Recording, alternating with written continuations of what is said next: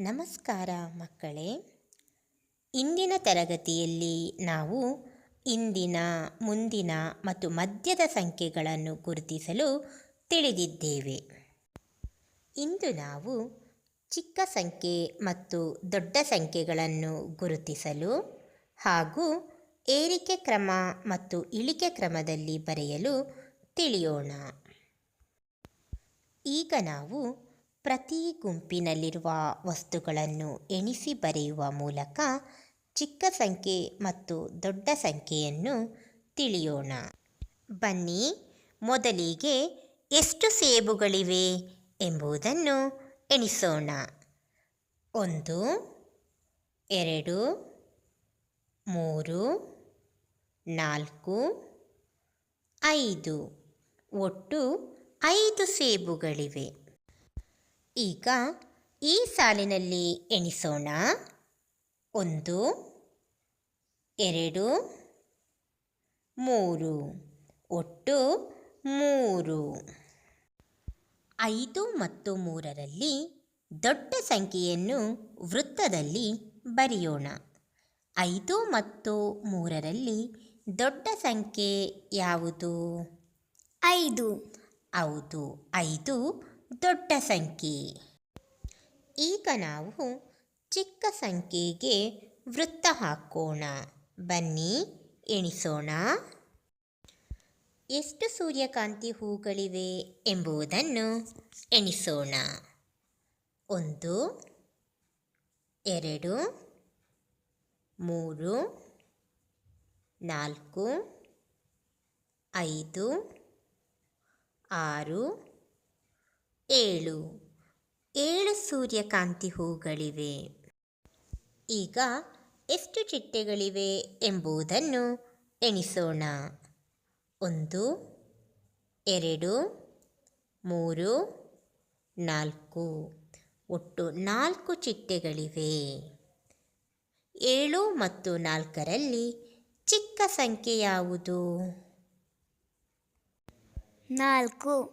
ಹೌದು, ಚಿಕ್ಕ ಸಂಖ್ಯೆ 4. ಪುಟ ಸಂಖ್ಯೆ 71ರಲ್ಲಿ ನೋಡಿ. ಮಣಿಕಟ್ಟಿನಲ್ಲಿರುವ ಮಣಿಗಳನ್ನು ಎಣಿಸಿ ಸಂಖ್ಯೆ ಬರೆದು ದೊಡ್ಡ ಸಂಖ್ಯೆಗೆ ವೃತ್ತ ಹಾಕೋಣ.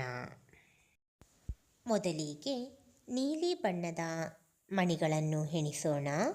1, 2, 3. ಅದೇ ರೀತಿ ಗುಲಾಬಿ ಬಣ್ಣವನ್ನು ಎಣಿಸೋಣ.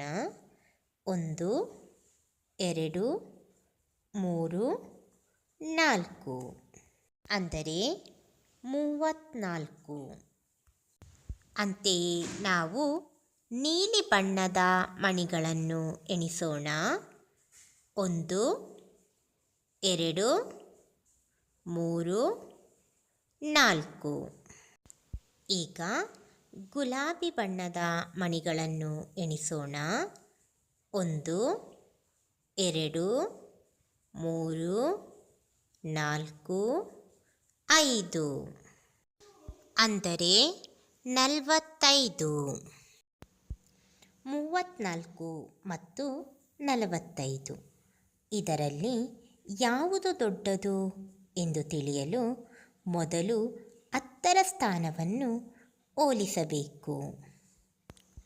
10ರ ಸ್ಥಾನದಲ್ಲಿ ಈ ಬದಿಯಲ್ಲಿ 3 ಇದೆ ಮತ್ತು ಈ ಬದಿಯಲ್ಲಿ 4 ಇದೆ. ಅಂದರೆ 3 ಮತ್ತು 4ರಲ್ಲಿ 4 ದೊಡ್ಡದು. ಆದ್ದರಿಂದ 45 ದೊಡ್ಡ ಸಂಖ್ಯೆ ಆಗುತ್ತದೆ. ಈಗ ನಾವು ಏರಿಕೆ ಕ್ರಮ ಮತ್ತು ಇಳಿಕೆ ಕ್ರಮವನ್ನು ತಿಳಿಯೋಣ. ಚಿಕ್ಕ ಸಂಖ್ಯೆಯಿಂದ ದೊಡ್ಡ ಸಂಖ್ಯೆಯವರೆಗೆ ಕ್ರಮವಾಗಿ ಜೋಡಿಸುವುದಕ್ಕೆ ಏರಿಕೆ ಕ್ರಮ ಎನ್ನುತ್ತೇವೆ. ಈ ಮೊದಲ ಲೆಕ್ಕವನ್ನು ನೋಡಿ. 40, 80, 60, 20. ಇವುಗಳನ್ನು ಏರಿಕೆ ಕ್ರಮದಲ್ಲಿ ಬರೆಯಲು ಮೊದಲಿಗೆ ನಾವು ಇವುಗಳಲ್ಲಿ ಅತ್ಯಂತ ಚಿಕ್ಕ ಸಂಖ್ಯೆಯನ್ನು ತೆಗೆದುಕೊಳ್ಳಬೇಕು. ಇವುಗಳಲ್ಲಿ ಅತ್ಯಂತ ಚಿಕ್ಕ ಸಂಖ್ಯೆ ಯಾವುದು? 20 ಹೌದು 20. ಆ ನಂತರ ಉಳಿದ ಸಂಖ್ಯೆಗಳಲ್ಲಿ ಅತ್ಯಂತ ಚಿಕ್ಕ ಸಂಖ್ಯೆ ಯಾವುದು? 40 ಹೌದು. ನಂತರ ಇರುವ ಸಂಖ್ಯೆಗಳಲ್ಲಿ ಚಿಕ್ಕ ಸಂಖ್ಯೆ ಯಾವುದು? 60 ಉಳಿದ ದೊಡ್ಡ ಸಂಖ್ಯೆ ಯಾವುದು? 80 ಹೌದು 80. ಹೀಗೆ ಚಿಕ್ಕ ಸಂಖ್ಯೆಯಿಂದ ದೊಡ್ಡ ಸಂಖ್ಯೆಯನ್ನು ಕ್ರಮವಾಗಿ ಜೋಡಿಸುವುದಕ್ಕೆ ಏರಿಕೆ ಕ್ರಮ ಎನ್ನುತ್ತೇವೆ. ದೊಡ್ಡ ಸಂಖ್ಯೆಯಿಂದ ಚಿಕ್ಕ ಸಂಖ್ಯೆಗೆ ಸಾಗುವುದೇ ಇಳಿಕೆ ಕ್ರಮ. ನಾವೀಗ ಇಳಿಕೆ ಕ್ರಮವನ್ನು ತಿಳಿಯೋಣ.